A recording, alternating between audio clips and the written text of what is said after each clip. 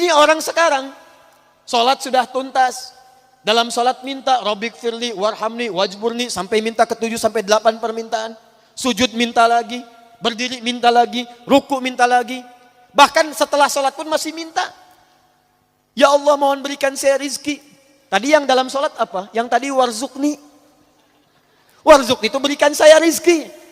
Selesai sholat masih minta juga, tapi belum terkabulkan juga. Nabi Zakaria minta berdoa dalam sholat. Sholat belum selesai, dikabulkan. Ada orang sekarang minta, maaf, sudah selesai sholat, belum dikabulkan juga. Apa yang salah?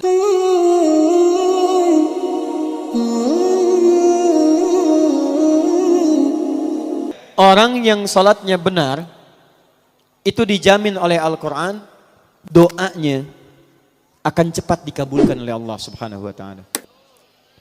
Sudah, tidak cukup dengan amin. Lihat dulu. Ibu anaknya mau sekolah, berdoa. Ada yang mau menikah, berdoa. Ada yang cari kerja, berdoa. Awas, awas. Kalau Anda tiap hari menunaikan sholat, tapi doanya telat terjawab, maka ada yang harus dicek dalam sholatnya. Karena orang yang sholatnya benar, itu Masya Allah, mohon maaf, jangankan doa biasa. Orang yang meminta kepada Allah, bahkan yang kata manusia mustahil, itu kalau sholatnya benar bisa dikabulkan oleh Allah Subhanahu wa Ta'ala. Dalilnya Quran surah ketiga Ali Imran ayat 38 sampai 39, paling kanan sebelah atas. Saya agak cepat.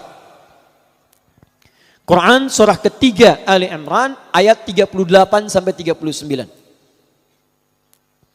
Kenal Nabi Zakaria? Oh, yo kenal. Kenal di mana? Nah, orang rengat tak? Belum ditulis sudah kelihatan. Nabi Zakaria kenal. Masya Allah. Baik, sudah. Nabi Zakaria, Nabiullah, dekat dengan Allah, orangnya soleh, berumah tangga, menikah sampai sepuh. Mohon maaf ibu, istrinya divonis monofos, bahkan mandul. Menurut medis dan klinis itu mustahil punya keturunan. Tapi apa yang dilakukan Nabi Zakaria? Melihat Sayyidah Maryam alaihissalam banyak beribadah di mihrab dekat dengan Allah.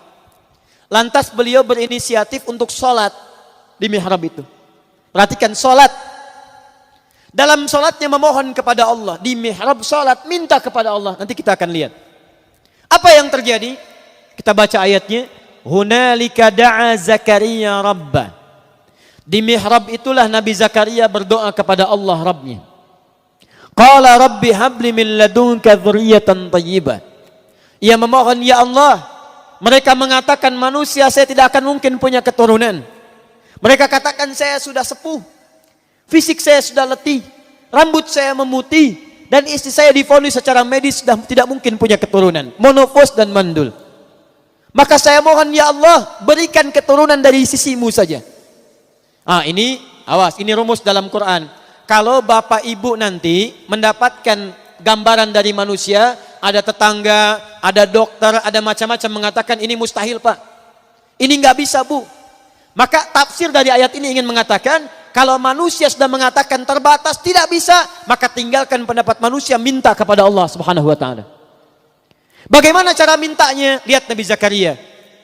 Qala Rabbi habli min ladunka dzurriyyatan thayyibah innaka sami'ud du'a. Ya Allah, manusia mengatakan saya enggak mungkin punya keturunan. Saya mohon darimu saja ya Allah, yang tidak punya batas dalam kuasa. Engkau pasti mendengar doa saya. Kalau pada yang maha mendengar saja tidak dikabulkan, kepada siapa lagi saya mesti minta? Nah, yang paling menarik, Nabi Zakaria itu mintanya dalam keadaan apa? Apakah sedang duduk? Apakah sedang makan? Apakah sedang tiduran? Lihat ayat 39-nya. Begitu selesai berdoa, perhatikan, selesai berdoa, tiba-tiba turun malaikat.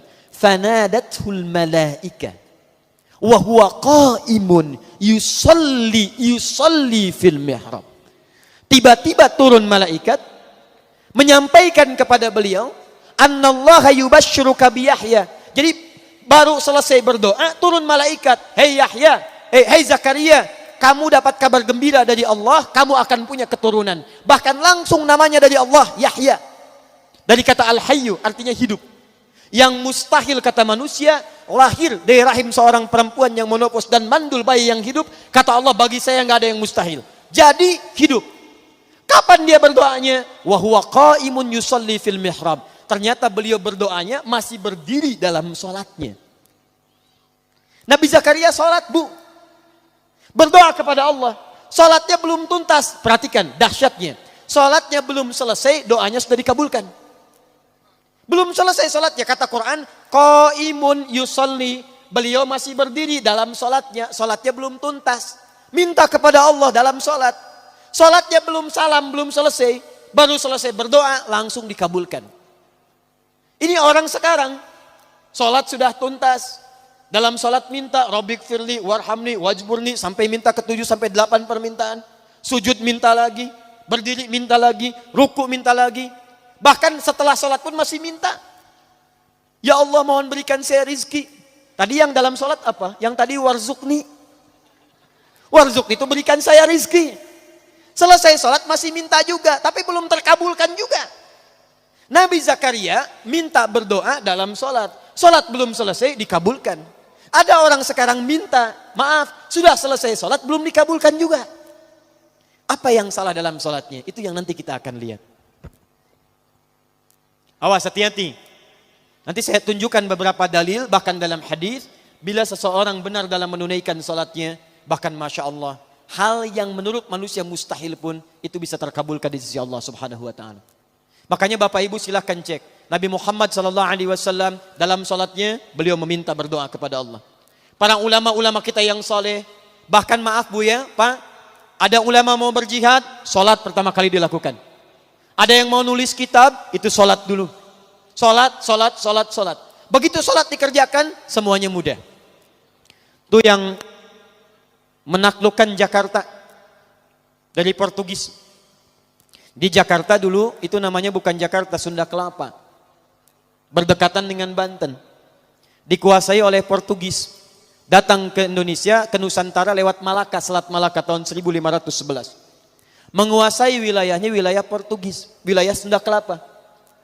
Siapa yang membebaskan itu? Namanya Fatahillah. Dikenal dengan Faletehan. Itu menantu Sunan Gunung Jati, menikah dengan anak keduanya perempuan. Anak pertama namanya Muhammad, anak keduanya perempuan menikah dengan Fathullah atau Fatahillah. Datang kemudian ditugaskan untuk membebaskan Sunda Kelapa. Sebelum berangkat, sholat, wudu, minta kepada Allah. Begitu berangkat dimudahkan oleh Allah Subhanahu wa Ta'ala. Wa ma ramaita idh ramaita. Bukan panah yang kau lemparkan, tapi Allah yang memberikan kemudahan-kemudahan dalam semua itu. Berhasil dibebaskan di bulan Ramadan, tanggal 22 Ramadan tahun 933 Hijrah. Bertepatan dengan 22 Juni 1527. Begitu dibebaskan, karena tahu yang membantunya Allah, maka diganti nama Sunda Kelapa menjadi nama yang ditetapkan dalam Al-Quran. Surah ke-48 ayat pertama. Inna fatahna laka fatham mubina. Fatham mubina dalam bahasa lokal disebut dengan Jayakarta, disingkat Jakarta. Sampai sekarang ulang tahun Jakarta 22 Juni. Siapa itu Fathullah? Menantu Sunan Gunung Jati. Siapa Sunan Gunung Jati? Namanya Syarif Abdullah. Siapa Syarif Abdullah? Anaknya Syarif Abdullah. Siapa Syarif Hidayatullah? Syarif Hidayatullah anaknya Syarif Abdullah.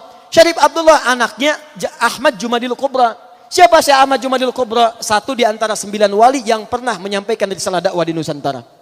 Beliau punya 2 orang anak, satu Syarif Abdullah, yang kedua Maulana Ishaq. Syarif Abdullah itu nanti yang kemudian menikah dengan seorang perempuan namanya Syarifah Mudaim. Siapa Syarifah Mudaim? Namanya Rara Santang, lahir tahun 1426. Dia punya kakak namanya Walang Sungsang, ganti nama jadi Abdullah Iman, lahir tahun 1423. Siapa bapaknya? Bapaknya namanya Prabu Siliwangi. Menikah dengan siapa? Nyai Subang Larang. Siapa Nyai Subang Larang? Muridnya Syekh Hasanuddin. Siapa Syekh Hasanuddin? Pernah belajar ilmu Quran di Mekah. Mekah dikenal dengan Ummul Qura, maka dikenal dengan Syekh Qura. Di mana tempatnya? Di Karawang. Dari situ kemudian ditugaskan pulang ke kakeknya Prabu Siliwangi. Diberikan wilayah di Gunung Jati, dikenal dengan Sunan Gunung Jati. Punya menantu Fathullah, datang membebaskan Sunda Kelapa. Dikirimkan saudaranya Syekh Maulana Hasanuddin. Kemana? Ke Banten. Sampai sekarang kemudian jadi kampus di wilayah Serang. Nyambung.